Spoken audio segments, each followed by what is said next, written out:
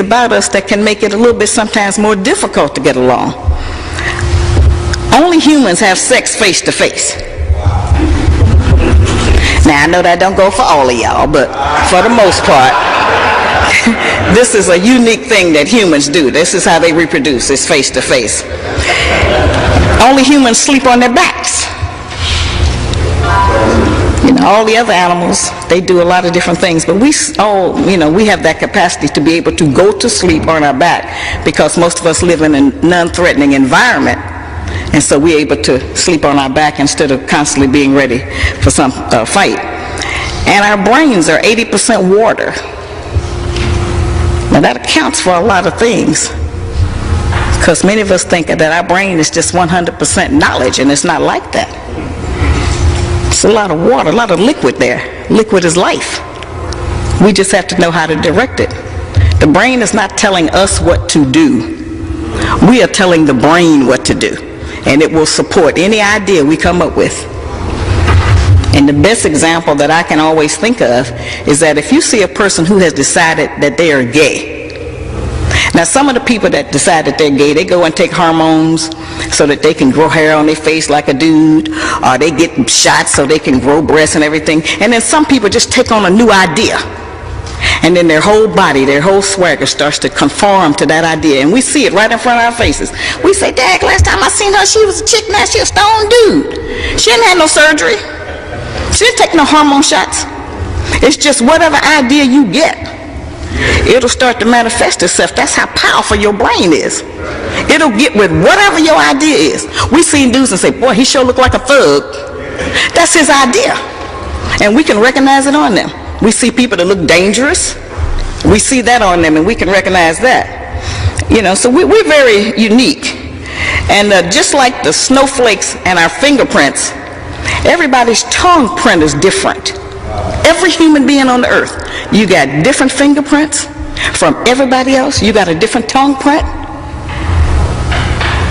Just like every snowflake, every grain of sand. This is how God made that, so that we could be unique, each individual, with many of the same needs. But we all really do have a uniqueness about ourselves that we can be proud of. Now, not getting along, I want to let you know, is a luxury. You don't get along, it's a luxury. And there's several things required for you to have the luxury of not getting along and with fussing and fighting with your mate. It requires you to have a stable source of income for food and shelter, because you ain't worried about what you're going to eat, where you're going to sleep. You got that, so I got time to fuss. It requires for you to be in pretty good health, because you got to have strength to bring up all that negativity. You got to have strength to do that. You got to be able to take a stand. So, you have to be able to do that. And it requires us to think that we have options. Men and women, they like a bus. Miss one, catch another. Well, I got news for y'all. That train has already left the station. It's not like that was. And it requires that we think that we have time. We can mess up, start all over, mess up, apologize, and this will just go on forever. We don't have that time anymore. What we have is just some basic major relationship problems, and they have been the same ones that we have had for the last 134 years. We 17 generations up from slavery, and many of our problems remain the same. I have a book called Are You Still a Slave? It's a test book. It lets you take a test and answer certain questions to determine how much of a slave are you still acting like even without a slave master. Since they put this into us, it's a lot of stuff we just on automatic. And we're the first people to say, well, that's just how I feel. No, it's not. These are things that they put into us. And they certainly put into us not to get along with each other. That makes them the winner. In every civilization, on every continent, among every mammal, when the female mammal has to forage for food, fight and protect the nest, bear the children alone, and do all of those things, it makes her naturally hostile to the male mammal. Because she feels abandoned. Well, we have abandonment issues. It makes many of our men feel entitled to do anything they want to do, and we're supposed to go along with it. They put a lot of confusion into us that have made us bring that confusion even down into the world, into our children. And we have set them up for failure in their relationships because they're not doing what we tell them, they're doing what they see. And if they don't see us getting along, if they don't see our men respecting our women, they don't see our women respecting our men, then this is what they go into practice. We have a problem with fidelity and jealousy. That's really, we have a problem about lying. We especially charge our men with lying. That's a serious thing, this lying issue. We want y'all, when we ask you a question, we want y'all to testify. We want the truth and nothing but the truth. So help you, I'm going to nag you forever about it. So this is something that we do to try to get to it. We say, well, if you had just told me you didn't want to be with me no more, then I could have handled it. That's a lie. No man in here need to believe that. Okay? That is never going to be the truth. I mean, what is our man supposed to do? Say, listen, baby, I done met somebody I like better than you. We have better sex than me and you. She got a good job. She got a car. She ain't got but one child. And so I don't want to be with you no more. How is that going to go over? Well, we're going to say, well, yes, listen, thank you, brother. I'm glad you told me. That's not how that's going to go. So when we put our man in a position where he can't bring the truth, and then when you all tell us a lie, then we get very angry because we want you to testify. Now, testify was a word that used to be used in the Roman courts. And if a man wanted to tell the truth about something, then he would swear on his testicles. Now we know the last thing y'all gonna do is to swear on those. Okay? So perhaps sometime our expectation about some of these things might be a little bit outrageous because we have so many insecurities. If you go outside the door, where you going, when you be back, who you going to be with? How long you going to be gone? Who you going to be standing with? How much money you going to spend? Who did you see? Well, what happened while you was there? What did he say? We better than the FBI. Okay? And that's an unreal expectation. See, there are a lot of lofty ideas that we can talk about relationships, but we have to deal with some basic principles that we still haven't got straight. And people tell me all the time when I go out, they say, I really like that sister because she's down to earth. Well, hey, we live on the earth. This is where we have to be, down to this earth. This is the only planet we got life on that we know of. We live right here on this earth. And these are earthen issues that we are dealing with. And as sisters, we need to, this is a really serious issue. We need to stop going so crazy and berserk if we find out that perhaps our man has made a mistake or did it intentionally, was with another woman. I mean, it's not like you alone. Every one of us women in here done had a man that was with somebody else. Because there ain't no such man that's going to be with no one woman for his entire 75-year life. Now that's the reality that we're dealing with. That ain't the one we want to deal with, but that's the reality of it. It's no such a man. If it was such a man, me and my sister Kelly would have him. So we have searched for that mystery God. He do not exist. And that doesn't mean that it's taking anything from you or me. It's not even about that. It's about the nature of us as two different people. Now that's a personal decision, of course, that men make, but I'm just want to let the sisters know that's nothing we have to be ashamed of. Our grandmothers, our great-grandmothers, our mothers, us, everybody. We ain't never had no woman that had a man that wasn't never with nobody else. It doesn't exist. It is called, the messenger said, the imagination of truth. And it will get you in trouble with such great disappointment. You don't have to be ashamed. You're not telling nobody they ain't never heard of it. Say that point going out, burning his clothes, tearing up his car, messing up everything that you didn't have to pay for, and then when you get over being mad, you're going to be back with him. So we need to not do that. It's just a waste of time. It's a waste of energy. And it gives us setbacks. Like I say, it's a luxury. You don't know when the last time is going to be. And you lose someone that really, really is dear to you and someone that you love. Now, the second problem we have is about some of our men don't have no job. Now, that's a real issue because we need money. We want money, you know. Now, you know, last year we spent about $13 billion on our fingernails. So we could probably do with a little less money. We spent another $23 billion on our hair. $10 billion of that was on our fake hair. Okay? So we, you know, have spent money, but we have a problem sometimes if a man can't afford to do those things for us. And, you know, there's a lot of people living in the world that make $200 a year. There's some people don't make but $75 a month. They still there. They not eating like we eating and everything. They not overweight either. They don't have diabetes and everything we got.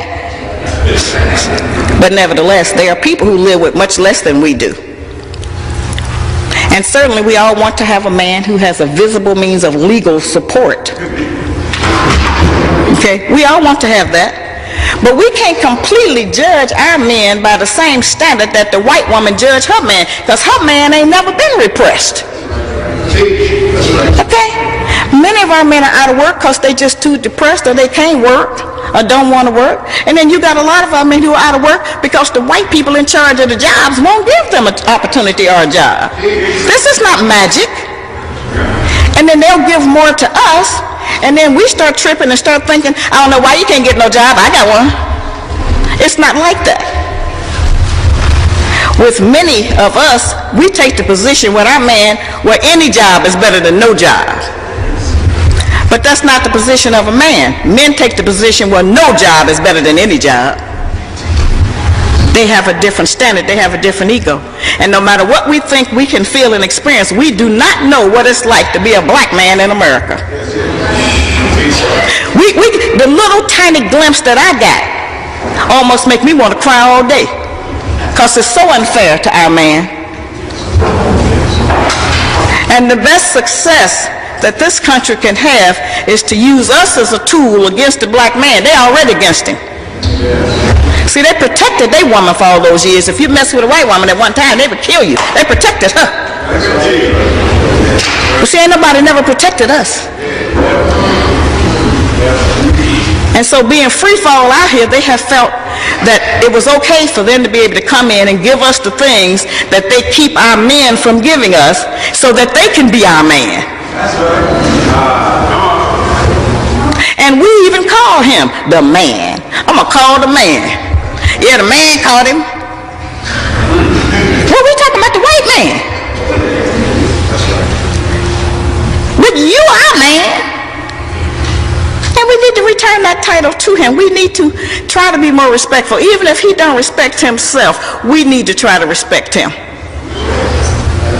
That's a hard instruction. Because we know things. But that we really have to practice that. We really have to try to practice just how to be respectful, since we know that he's not the only damaged goods. We damage goods too.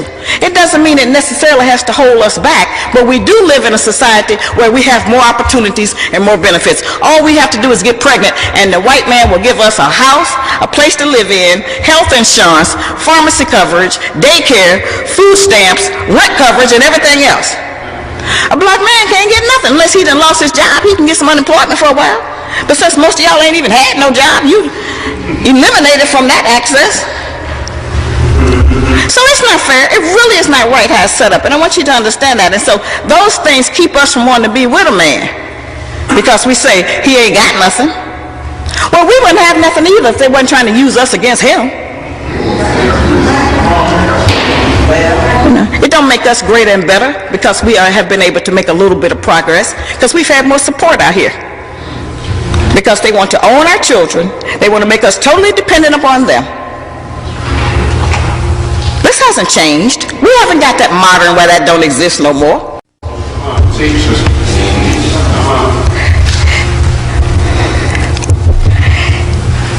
We have to stop looking at our men as sex objects.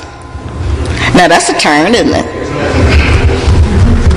That's how come you have so many sisters that's disappointed, because the only time they get along with their man is when they laying down. Once the man stand up, we don't want to be in it no more. He might tell us what to do or something. All bets are off.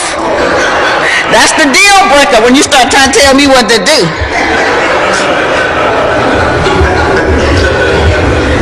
We have to look at it. We have to stop using our men like that. You know, when a rat get ready to mate, the female rat go and sniff around the male rat.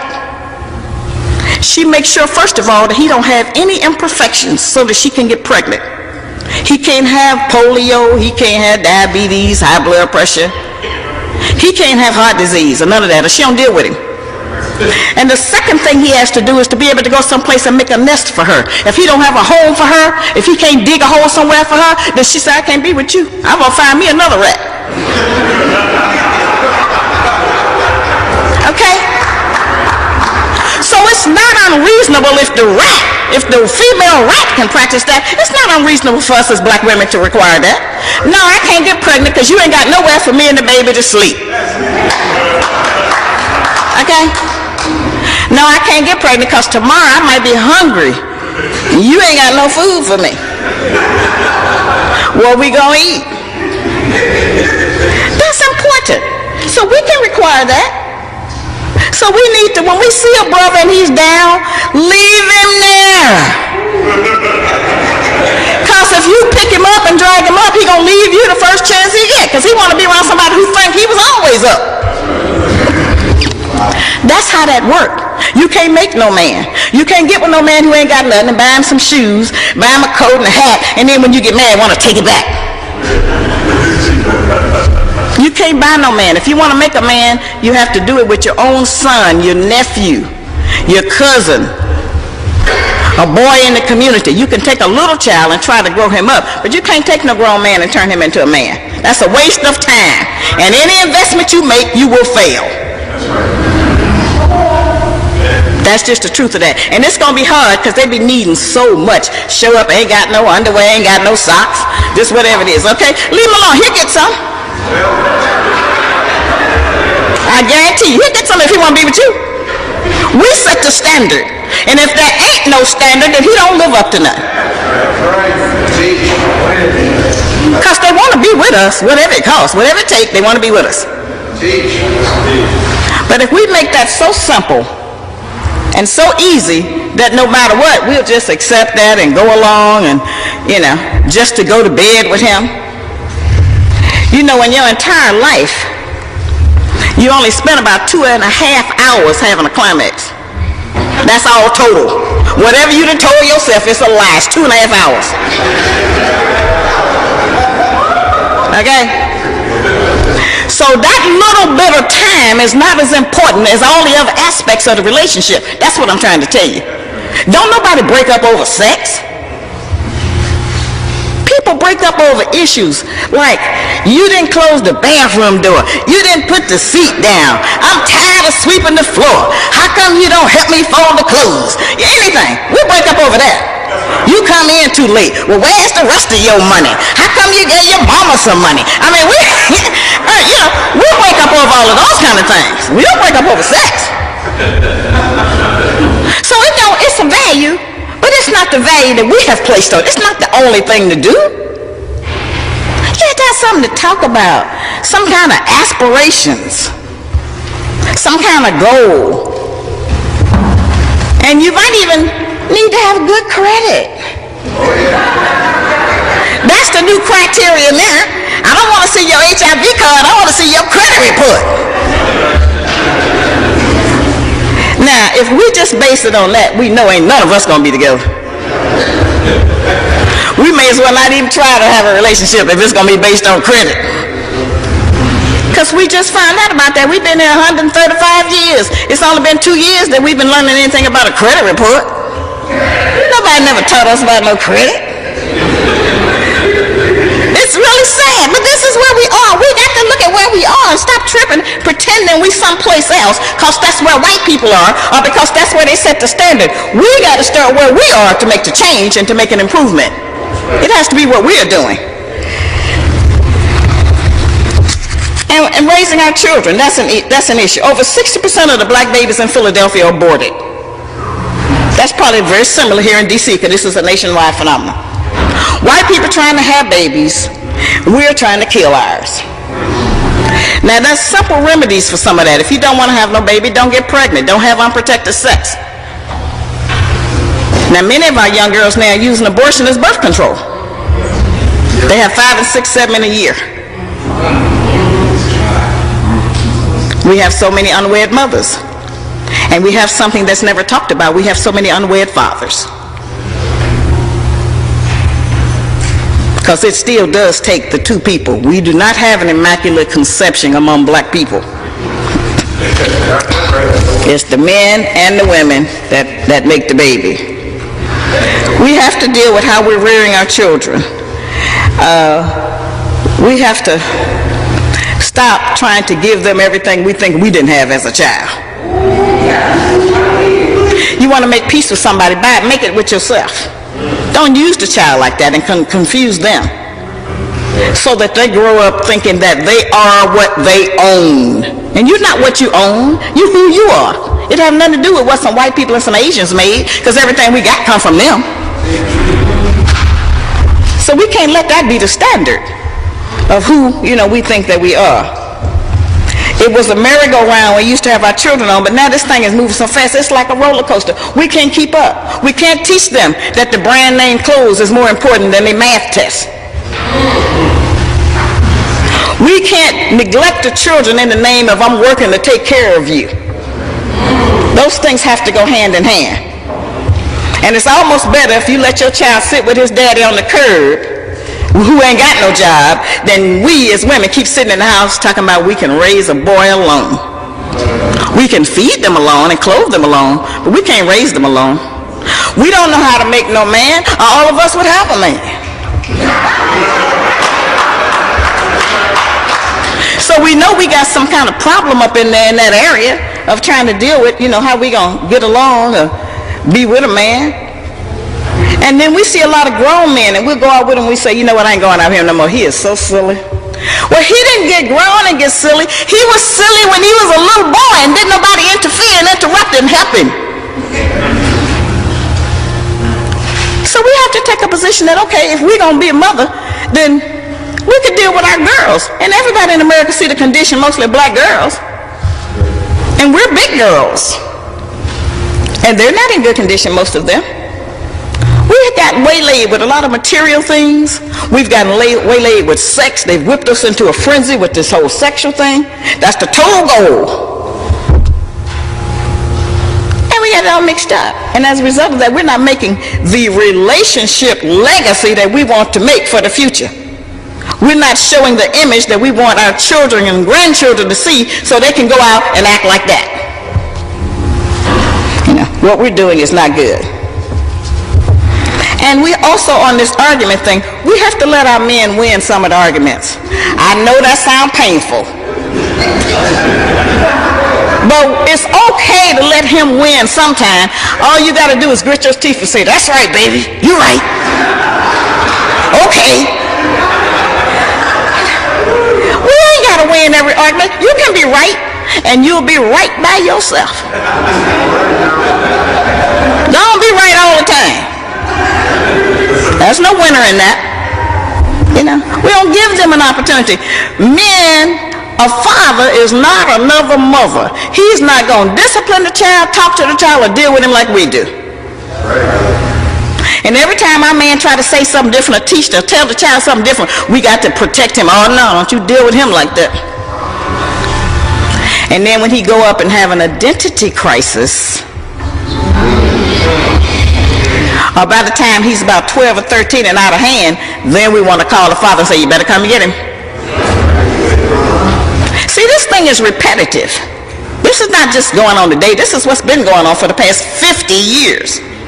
since the oncoming of new black millionaires, of the material items and the technology advancing where you have all these material things.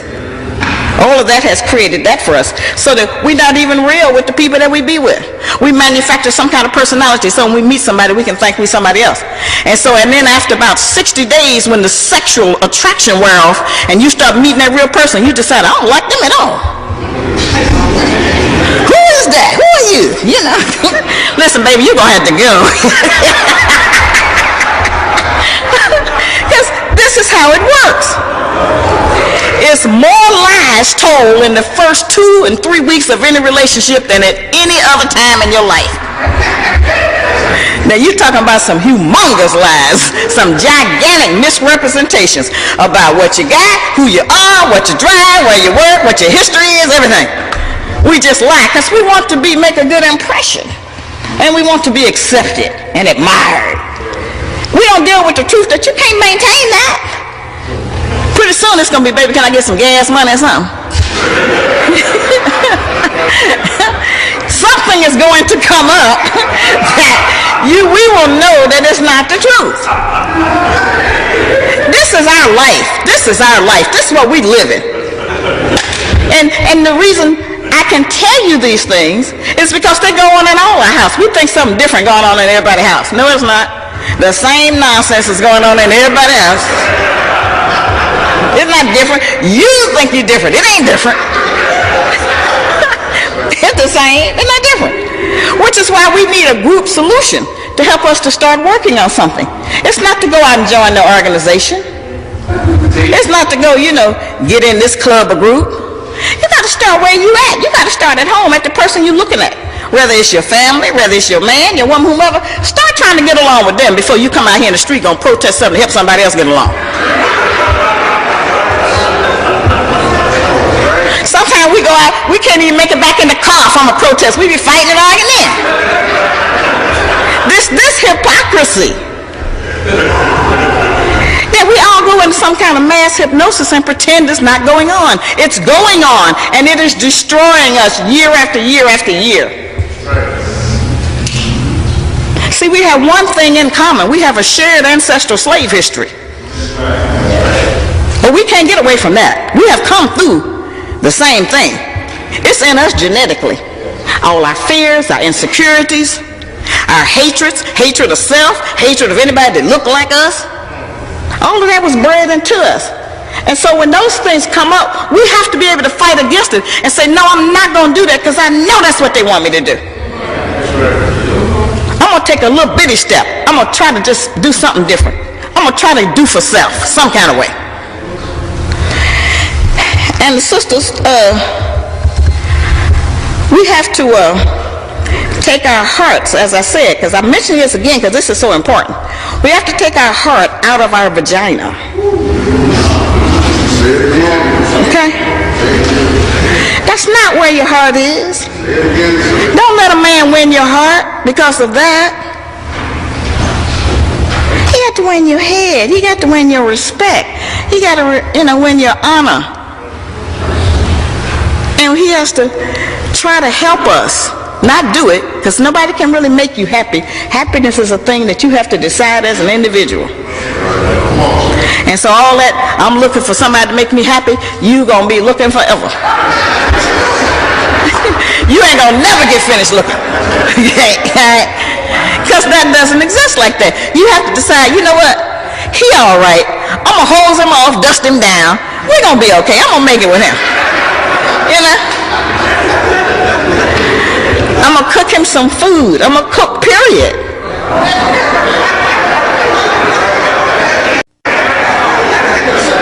Now, a man that wants a woman today, he can say, listen, I want a woman who's her own woman. I want her to be in good shape health-wise. I want her to be a certain size or whatever. But you better not say you want a woman that can cook or you won't never get no woman. This is how crazy we have become. Food is what sustains life. How we going to decide we don't want to cook the food? Historically, it is the female that go out and get the food, and bring it home and cook it and serve it. Now that's the history. That's on every continent. It's only in America where the female goes to the Chinese restaurant or McDonald's and bring the food home. That's not quite what our history is. Okay? So we're not teaching our daughters to eat, to cook, and to eat to live. See, we are very powerful because we decide who's going to live and die.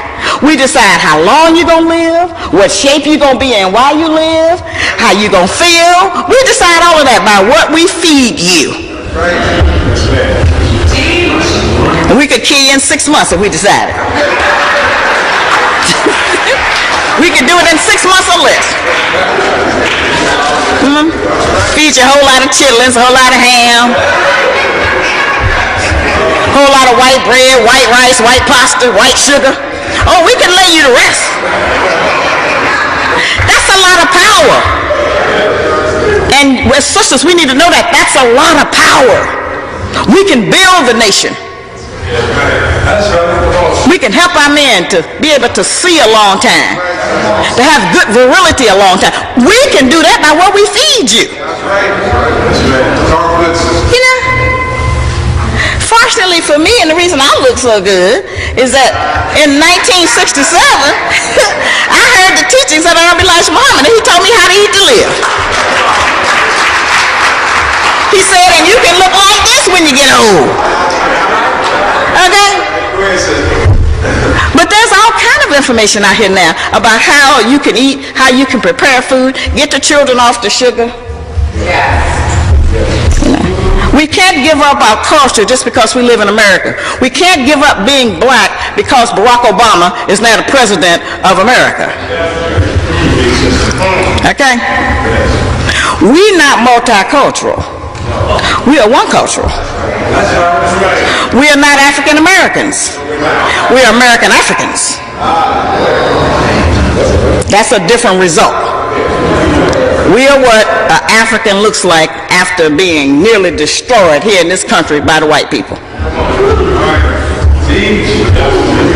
That's important to know.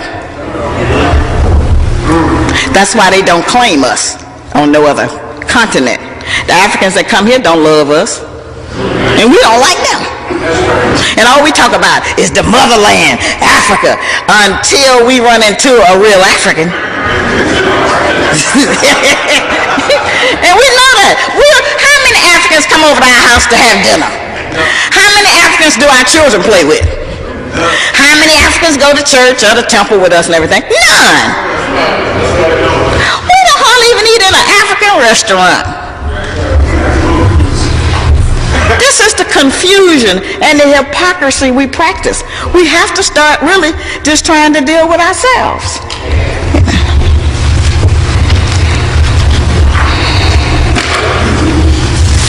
We have come a long way, and I don't want to take that away from us. But things are getting ready to change. This is really the short crux of what I wanted to tell you tonight. Things are getting ready to change in this country. They're not going to change because of Barack Obama. They're going to change because of things that have already occurred before he got into the presidency, okay? We're heading for some hard times. Now, I know we think we have already had hard times. But no, we're heading for a different kind of hard times. And we will finally know the answer to what's love got to do with it. Nothing. It's going to be survival. Whole paradigm getting ready to change. As I said, not getting along and fussing with our mates is a luxury. You're getting ready to be surprised how good you can get along with somebody. You're getting ready to be happier than you ever been.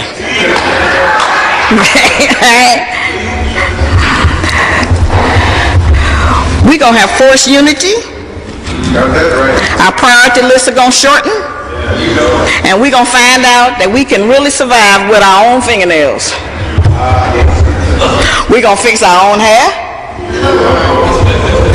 We're going to eat beans more than we ever have ate them. Okay? And we're going to be happy. We're going to be praying. We're getting ready to deal. And words like keeping it real going to take on a whole new meaning. Okay? We have to be able to be ready for this time that's coming. We need to cut our spending some. all that time in the club, we need to try to stay home at night and see if it really will run us crazy. We're going to have to get our sisters off the street hanging out all night. We're going to have our brothers stop killing the rest of our people who are on the street with drugs. And if you got any guns, you better save them for your real enemy.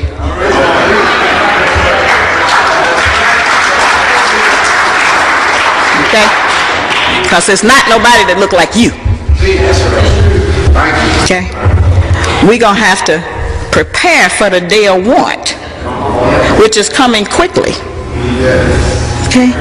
And all the brand name clothes you got, you will be willing to sell them for a loaf of bread. That's going to be the real relationship. As I said, not getting along, it's a luxury. And the time is up now. Now, you know, many of us are already out of work. We have somewhat adjusted to it, so we're ahead of the curve. But now you got a lot of people out here who getting ready to get out of work and getting ready to lose their houses, their cars, their credit cards, and all those things, and they're going to have a hard time. And they might be ready to take that frustration out on you. So that means you're going to have your house secure. You're going to have you some kangas or something put up. And you're going to have to teach your children that they can't have every game that come out that the Asians put out for $49.95. We're going to have to shake these priorities and do this a little differently. And you will be surprised that as you are starting to deal with mere and sheer survival, a whole lot of them arguments, they're going to just dissipate. If there be any fights in your house, it'll be who ate the last beans. It is no longer going to be about, I know you was with her, I saw you with him. We're not going to do that. That's going to end, I'm telling you. And I want you to remember that I'm telling you this. That's a luxury. Your relationship legacy has to be one where you have set an example, where you lead by example. And you may have to talk to a whole lot of people before you finally run into somebody that makes some sense. Okay? It may be just somebody that's in peace. Because sometimes when a man especially is with a woman who is in peace, then he can produce more. He has the spirit to go out and try to do something. But you can't nag no man in the ground and then expect him to go out and want to give you nothing. It don't work that way. I know. And I know the same way you know.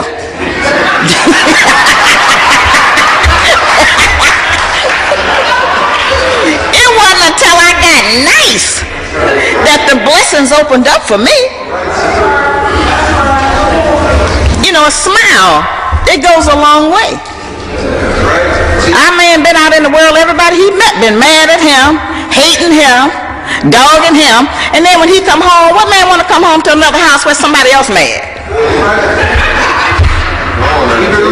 And he can't get away from us. He can go on the street, he got to pass them on the job. But when he come home, you know, just a smile. That's supportive. That's helpful. That's how to have a man. It is not about any of what we think it is. It's not about how we look. It's not about how long our hair is. It's not about no shape. It ain't about none of that. It's about peace. Bear witness to the truth. Is it about peace? All right. That's what it's about. And if you can't learn how to practice peace, it don't matter what kind of hairstyle you got, what kind of clothes you got, what kind of credit cards you got, what kind of job you have. None of that don't matter if you don't know how to have peace for a man. Notice I didn't say with a man. I said for a man. That's so far removed from so many of us that we still mad at our father. And then a brother come along and we be beating him up and he be wondering, what is her problem? She mad at her daddy. You got to try to wade through all of that to try to get to the woman. It's unfair. It's just completely unfair. It's just not fair to our men. Just how we deal with them. It's not fair. I've been saying it. It's just not right. Because they're the most gentle soul. We have the very best man on earth. Everybody want our man. But us, we have the best man. We have the most attractive man. We have the strongest man. We have the most creative man. They don't keep our man out because he bad. They keep him out because he the best. And they know any little thing he get in, including the presidency, if he get in it, he in it to win it. See? So we need to recognize who that is. And the black man was the first man on earth. And if God made man in his image, okay, you with a black man, that might be the closest to God you ever get. Okay? This thing is real, and I'm not doing this for y'all to do what y'all usually do in this room, which is probably come in here and shout and then go home and act the same. That ain't what I'm telling you these things for. We talk about make a little bitty change. You ain't got to make no big change. That's right.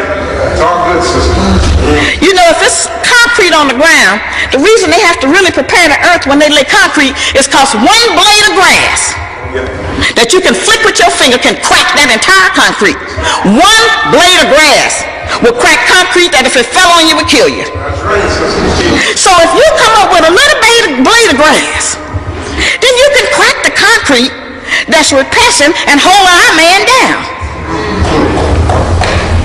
The white woman is for her man. The Asian woman is for her man, and you know the Jewish woman is for hers. We need to start a whole new paradigm. Let's speak a good word for our man.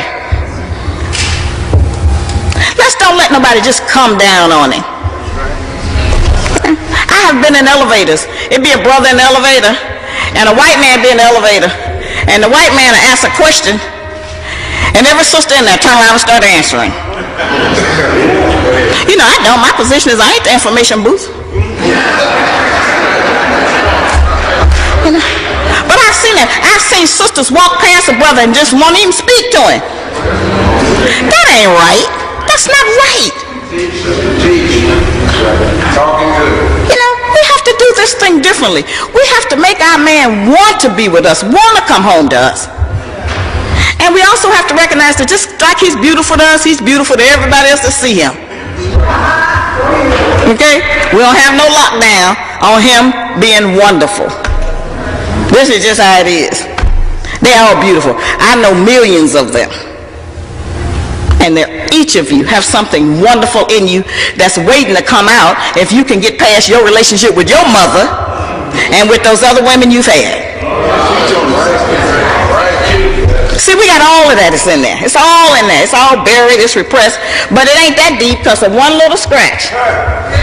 You know how we argue with them. We be having a real hot argument. And then next thing we know, we talking about their family, their roots, their feet, everything. You know, we just do it unfairly because we so ready with it, you know. We so pent up. We ready to fight it out. And we can't win. Even when we win, we lose. So we want to try to just be kind to each other and try to do that differently. We need to protect our children. Here's something as sisters we can do. Protect our children from future back pain for our men and from our little girls from having a weak uterus. The book bags they're carrying should not be any more than 25% of their weight. These books that they're giving them in the school, that they're not teaching them out of anyway, sometimes weigh 30 and 40 pounds. That's too much. Check your child's book bag. There's a project for you. Go home and see, and if that book bag is too heavy, get to the school and demand that the teacher carry the book bag around all day. See what they think about it. Because it's really injuring our children. We have to protect our children from premature sexual arousal. Now that's very important. Stop letting them look at all of them filthy sexual innuendo movies and videos and all of that. Little children can't handle those emotions. And unfortunately, our men have not been able to develop the kind of discipline that keeps them from hitting on young girls. So we have to teach the children how to at least dress and function in a certain way to try to protect themselves. This is something that we don't address that we need to do. We need to recognize that the people who are telling us now to date other men of other races and nationalities, they're not really for us, sisters. See, other men in other races and nationalities have always had access to us. That ain't new. Usually by force. Okay? So we not only insult ourselves, we insult our men. We insult God who made our men by trying to be with some other nationality of people and pretend you somebody else. You got to deal with self. Okay, we got a whole shipload right here in this room. We got the same shared experience. Okay. I think there's something else that Barack Obama has been able to teach us, and you know we are glad, as a Muslim follower of the teachings of Elijah Muhammad, I am so glad that we have a black man in the White House who do not have a slave name. Now that is progress, and that is a good example. Now let me show you how you feel about it. Everybody in here who got a slave name, raise your hand. That's too many. That's way too many. You need to work on that. See, the white man don't care what you call yourself long as you don't change your social security number. You can be Spider-Man, just keep that same number. Okay? You know. So don't be afraid to take one of your own African names. Give him back his name. Yes. You don't have to tell no Jewish mother, don't name your child Adolf Hitler. She know not to do that, that's an insult to her culture. Okay? So everybody with a slave name need to start recognizing that. You need to give them back their name. I don't care if you got it from your mom and your daddy, it wasn't theirs. Nobody can get off the ship named John and William, Martha, Tamika. Ain't nobody on the ship named that. Not one person. Pick you a name. Get one of your names back. That's the first step in reclaiming your own. And since we have an example now, this beautiful brother and his family up there, his name is Barack Obama. He's not Willie Jones. We wouldn't even want him to be President Jones. See? So that's a sign. We can do that. Get your own name. Don't make up no name. We already have names. Get a name book. Get your own name. Then look at the power of signing your own name. Answering to your own name. And I get called everything. Shaharazad, anything. It's all right. I say yes. Anything is better than Sally Mae. See? It feels good. I can flip that, and then I go play sometime and they'll say, well, who do we make the check out to? I say, well, what you mean, who you make the check out to? I say, you make the check out to Shaharazad Ali. Oh, okay, sister, I didn't know. You didn't know what? So we ain't talking about you having two names. Okay? I don't want to see you and say, how you doing, Malik? And then somebody come by and say, hey, Rudy, man. Okay? Get your own name. Own your own name. Tell your children about how you got robbed of your name. Stop protecting your children from the truth. Tell them about slavery. Tell them who their open enemy is.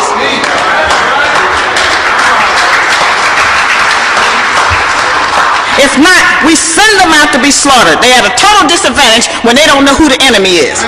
Or the white people tell their children who the enemy is. They certainly tell the police department. We have to stop trying to protect our children from slavery. Give them the history. I'm raising my 8-year-old grandson. He could probably come up here and teach as well as I could today. Because I've given him the truth. I've told him what's what. He's a black boy. He's going to grow up, inshallah, to be a black man. He got to know who is who. He got to know what to look out for, how to function, how to deal. We're not talking about putting fear in them when they're little babies. We just tell them the truth. You know the truth. And all that nonsense about, that was a long time ago. No, it wasn't. It was this afternoon. That wasn't a long time ago. It's today. Okay. But we are the best. I just want to keep reiterating that. We are the best. Leave here knowing you the best. We got a man that has survived hanging, having his penis and testicles cut off, and he grew a new one. We got women in here who had to squat down and have babies in the cotton field and get up and keep picking cotton, who had to bite the placenta with her teeth.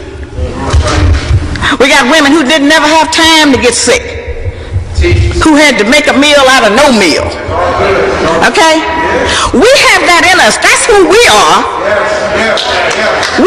That's who we are as black women. We didn't come from weak stock. We came from good stock. That's how we are standing here today. 435 years later, that's how I'm standing here today, still holding on to the truth. The truth ain't old-fashioned. You ain't never going to be able to talk me out of being black. I'm not ashamed of it. I'm proud of it. I don't want no slave name. I don't want nothing the slave master gave to us, because everything he gave to us was to destroy us. Now that's the reality of what we're living. So I'm going to close now. And I want to thank Brother Rafu for inviting me down. I have really enjoyed this. I love to bring the message of truth to our people, because if even 5% of y'all tonight go home and do this thing differently, well, then we have 5 more families that will create a better example for the community. We have 5 more people who will be happy. See, happiness ain't promised nowhere. That's something you have to decide that you want to pursue or be. It ain't nothing to say you're going to grow up and you're going to be happy. You have to decide, I want to be happy. I want to do the right thing. I want to be an upright man. I ain't trying to impress no other Negroes that don't know nothing, still loving white people. I'm not trying to them. I ain't trying to impress no white people that want me to stay a slave so they can rule and live in luxury.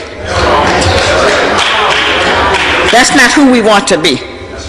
We are greater than that. We are the best. Every one of us in the best. I don't care where you came from or what somebody did to you. You still the best. If you're robbing banks, you're the best bank robber they ever had. You are the best at whatever you do. You're just going to be the best. That's just how God made it. Assalamu alaikum. Thank you.